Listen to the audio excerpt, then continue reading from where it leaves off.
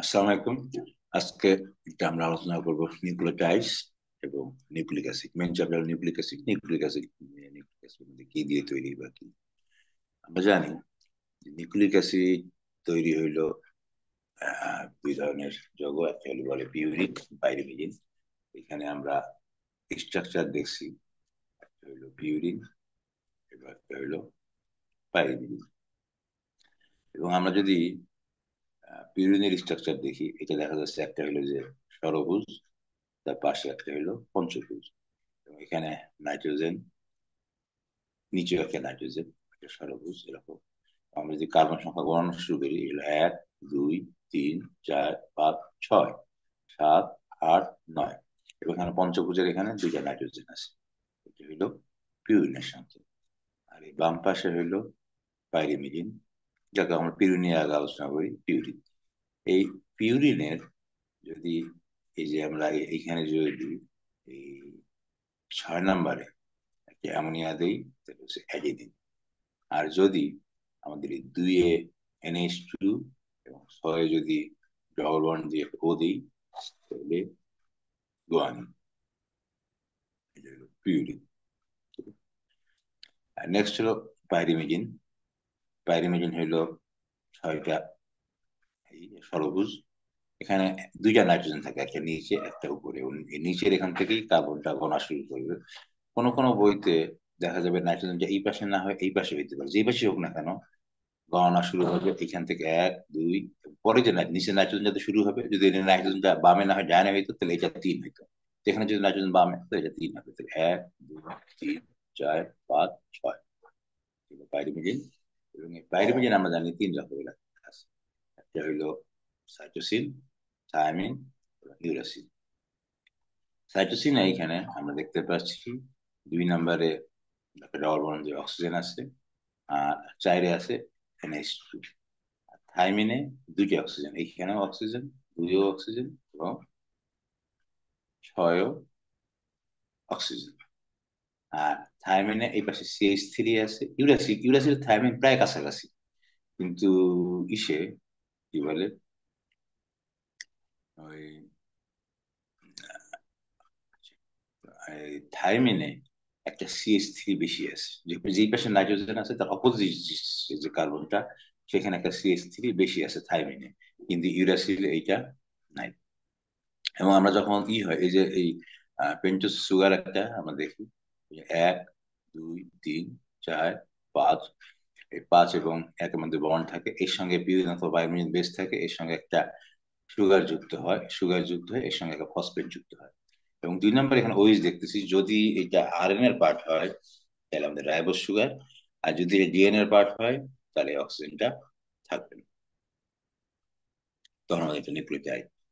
তাহলে nucleotide side কি থাকে আমরা যদি দেখি, যেখানে আমরা দেখতে পাচ্ছি যে ডিঅক্সিরাইবোনুক্লিওসাইড এবং ডিআইজি সংকেত। এই যে আমাদের ইসে যদি ডিঅক্সি হইতো তাহলে 2 নম্বরে কি নাই, অক্সিজেন নাই। এই যে নিউক্লিওটাইড অ্যাডিনিন, অ্যাডিনিনের সঙ্গে 2 নম্বরে যুক্ত হচ্ছে। এই 1 নম্বর সঙ্গে এই অ্যাডিনের সঙ্গে এই রাইবোজ সুগারের 1 নম্বর কার্বনের সঙ্গে যুক্ত হচ্ছে, এবং 2 নম্বরে অক্সিজেন নাই। এবং 5 নম্বরে ফসফেট যুক্ত হচ্ছে। শুধু লালটা যদি থাকতো, এটা অর্থাৎ ফসফেট যদি না থাকতো, তাহলে সেটা নিউক্লিওটাইড, নিউক্লিওসাইড। নিউক্লিওসাইড কাকে বলতেছে? নাইট্রোজেনাস বেস প্লাস সুগার, দুইটা মিলে হচ্ছে নিউক্লিও সাইড। আর নিউক্লিওসাইডের সঙ্গে যখন একটা ফসফেট যুক্ত হচ্ছে, তখন হয়ে যাচ্ছে নিউক্লিওটাইড। তাহলে এখন এই যে অ্যাডিনের সঙ্গে একটা ফসফেট, তাহলে আমরা বলবো AMP। যেহেতু এখানে অক্সিজেন কম, আমরা সংক্ষেপে GAMP লিখতে পারি। ঠিক তেমনি ভাবে গুয়ানিনের সঙ্গে GMP, থায়ামিনের সঙ্গে TMP এবং সাইটোসের সঙ্গে CMP। এখানে আমরা খেয়াল করতেছি যে থায়ামিনের সঙ্গে TMP যখন হচ্ছে, তখন থায়ামিনের সঙ্গে থায়ামিনের যদি সংকেত আসে, অবশ্যই আমাদের একটা অক্সিজেন কম লিখতে হবে। আর যদি আমরা ইউরাসিলের সংকেত আসি, তাহলে একটা অক্সিজেন অবশ্যই কি লিখতে হবে, বেশি লিখতে হবে। এখানে আমরা দেখতেছি অ্যাডিনোসিন সুগার সহ, এটা হলো ডিঅক্সিরাইবোনিউক্লিওটাইড পার্টস এর উপরটা, আর এটা হলো রাইবোনিউক্লিওটাইড পার্ট, একটা অক্সিজেন বেশি। এবং আমরা যদি নিউক্লিওসাইড এবং নিউক্লিওটাইডের নাম বলি, যদি অ্যাডিনোসিন হয় তাহলে অ্যাডিনোসিন, হ্যাঁ অ্যাডিনোক্লিওটাইড। আর গুয়ানিন হইলো গুয়ানোসিন। আর পাইরিমিডিন হইলো সাইটিডিন। থাইমিনের ক্ষেত্রে থাইমিডিন, ইউরাসিলের ক্ষেত্রে ইউরিডিন। এটা আমাদের মনে রাখতে হবে, বিশেষ করে যেমন শূন্যস্থান অনেক সময় আসে এই জন্য এরকমের নাম থাকে।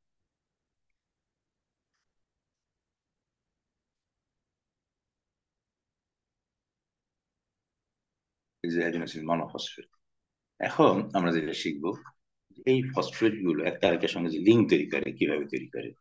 একটু আগে আমরা দেখছি যে এটা একটা সুগার, এটার সঙ্গে এখানে একটা ফসফেট, এইটার সঙ্গে 3 নম্বরে আরেকটা ফসফেট যুক্ত হয়েছে। ঠিক তেমনি ভাবে আরেকটা নিউক্লিওটাইড, যেখানে দেখা যাচ্ছে আমাদের থায়ামিন আছে, এখানে আমাদের একটা রাইবোজ সুগার আছে, এবং এই যে 5 নম্বরে ফসফেট।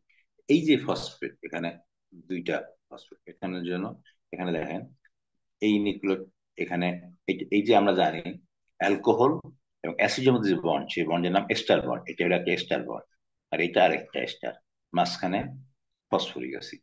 সেজন্য এই বন্ডের নাম হচ্ছে ফসফো ডাই এস্টার বন্ড। তাহলে একটা নিউক্লিওটাইড, এর সঙ্গে ফসফোডাইএস্টার বন্ড দিয়ে আরেকটা নিউক্লিওটাইড, তার সঙ্গে আরেকটা নিউক্লিওটাইড, তাহলে এই যে আরেকটাই।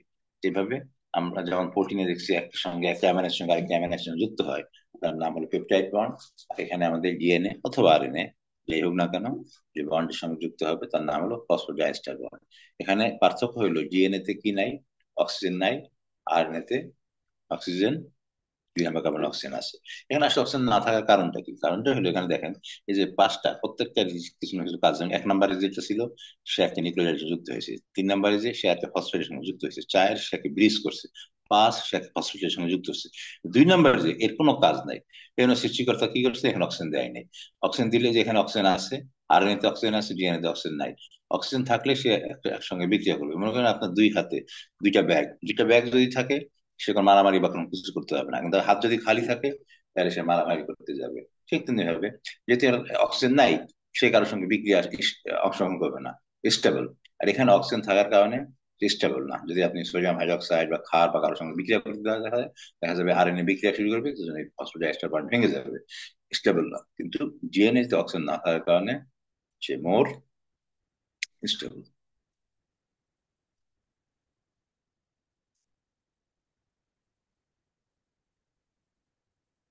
এই যে আমরা দেখতেছি এই অক্সিজেন থাকার কারণে সে কি হচ্ছে, RNA, RNA hydrolysis, hydrolysis alkaline condition, যেটা আগে আমি বললাম যে হাইড্রোলাইসিস আয়রনের মধ্যে অ্যালকালিন কন্ডিশনে কি হয়েছে, এটা ভেঙে যাচ্ছে।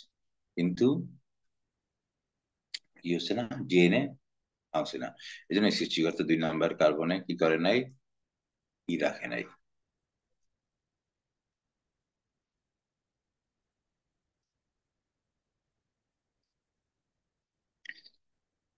নিউক্লিক অ্যাসিডের অসান্ত্রিক মডেল এখানে আমাদের আলোচনা করা হয়েছে। যাই হোক, আমরা একটু আলোচনা করবো এখন যে ডিএনএ বংশগতির বাহক।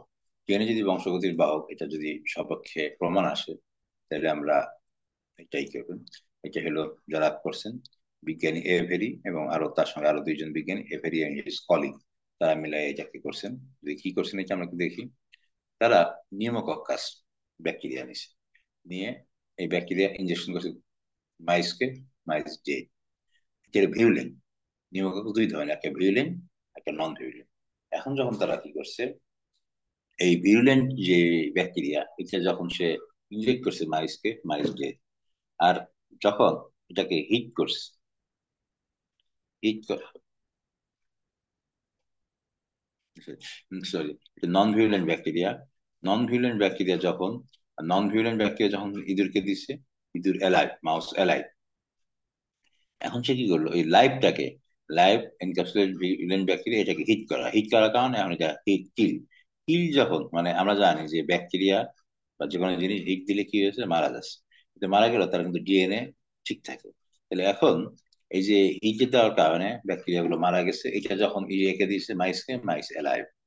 আর এরপরে এখন সে কি করছে, হিট কিল ব্যাকটেরিয়া এবং এই যে নন ভিউলেন্ট ব্যাকটেরিয়াকে কালচার করছে। কালচার করলে কি হচ্ছে, দেখা যাচ্ছে এই কি বলে, মাউসের মধ্যে যখন লাইভ নন ভিরুলেন্ট ব্যাকটেরিয়ার মধ্যে ডিএনএ চলে আসতেছে, কার ডিএনএ? এটা কিন্তু মরা ব্যাকটেরিয়া, মরা ব্যাকটেরিয়ার ডিএনএ চলে আসতেছে কার মধ্যে?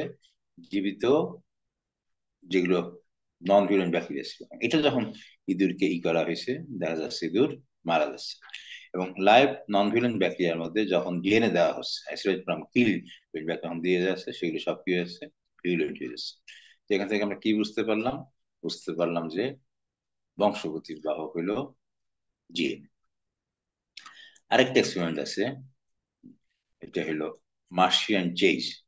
এটা হলো এই বিজ্ঞানী ওভেরি হিজ কলিগ এরা করছিল 1948 সালে। আর মার্শিয়ান চেজ তারা করছে হলো 1952 সালে। তারা কি করছে? তারা দুই টিটুফাস ভাইরাস নিচ্ছে। টিটুফাস ভাইরাসের মধ্যে এখানে আমরা দুইটা পার্ট আমরা জানি এই ফাজ ব্যাকটেরিয়ার মধ্যে। একটা হলো যে পার্ট, এটা হলো ডিএনএ, এবং বাইরের যে পার্টটা সেটা হলো প্রোটিন। এবং এখানে আমরা যদি দেখি যে এই ইয়াকে কি বলে, ওই এখানে যে ইটা নিছে, আমরা জানি যে ডিএনএ এর মধ্যে পাওয়া যায় সেটা হলো ফসফরাস, কিন্তু প্রোটিনে মানে এই ব্যাকটেরিয়া এই ভাইরাসের প্রোটিনে পাওয়া যায় না। আরেকটা জিনিস হইলো ইসে পাওয়া যায়, প্রোটিনে পাওয়া যায়, কিন্তু ডিএনএ তে পাওয়া যায় না সালফার। সেজন্য এখানে সে রেডিও অ্যাক্টিভ ম্যাটেরিয়াল নিচে হইলো ফসফরাস। ফসফরাস ছিল সে 32 ফসফরাস করছে, আর বাইরেটা প্রোটিন নর্মাল। আর এখানে সালফারকে কি করা হয়েছে? আইসোটোপ করা হয়েছে। রেডিও অ্যাক্টিভ কোড হইলো সালফার, এখানে রেডিও অ্যাক্টিভ হলো ডিএনএ। ব্যাকটেরিয়াল সেল দিছে, দিয়ে ইনজেক্ট করা হয়েছে, সেটা নিউক্লিক অ্যাসিড দিয়ে দিছে। দিয়ে যখন চাষ করছে আস্তে আস্তে বড় হচ্ছে। এই যে লাল যে পার্ট, এই লাল পার্টটা কি? রেডিও। তো পরে দেখা গেছে যে এর পর নন রিজেক্টিভ, যে এরপরে যখন ব্যাকটেরিয়া নতুন ব্যাকটেরিয়া ব্যাকটেরিয়া থেকে নতুন যে ভাইরাস গুলো আসছে, সেগুলো সবই কি বেশিরভাগই রেডিও অ্যাক্টিভ। কিন্তু এইখানে কোনো রেডিও অ্যাক্টিভ ভাইরাস পাওয়া যায় নাই। তাতে বোঝা গেল যে বংশগতির বাহককে এই নিউক্লিক অ্যাসিড, নট প্রোটিন। তাহলে যদি পরীক্ষায় আসে, তাহলে যে কোনো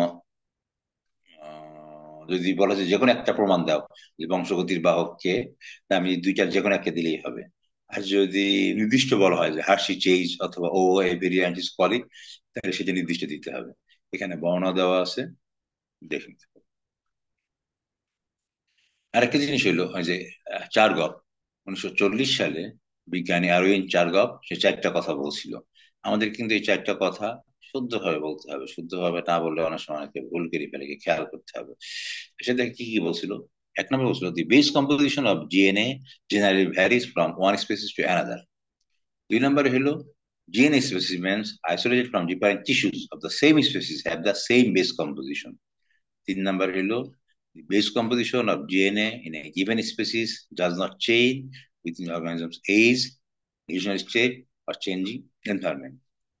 চার number হলো, in all cellular DNAs, regardless of the species, the number of adenine residues is equal to the number of thymine residues. The number of guanosine residues is equal to the number of cytosine residues.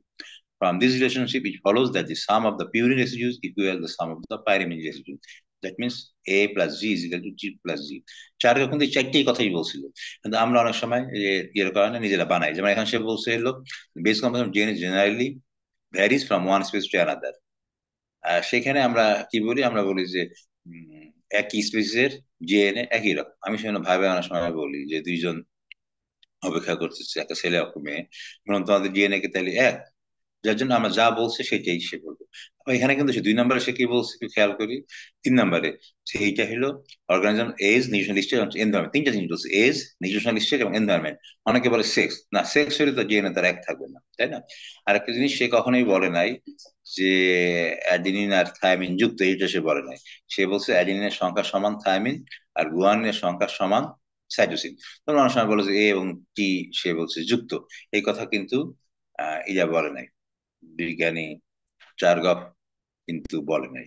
যার জন্য যখন আমরা শিখবো, তখন আমরা যে যেটা বলছে আমরা সেটাই বলার চেষ্টা করব। আমার মনে হয় আজকে আমরা এই পর্যন্তই থাকলো, আবার পরবর্তী ক্লাসে দেখা হবে।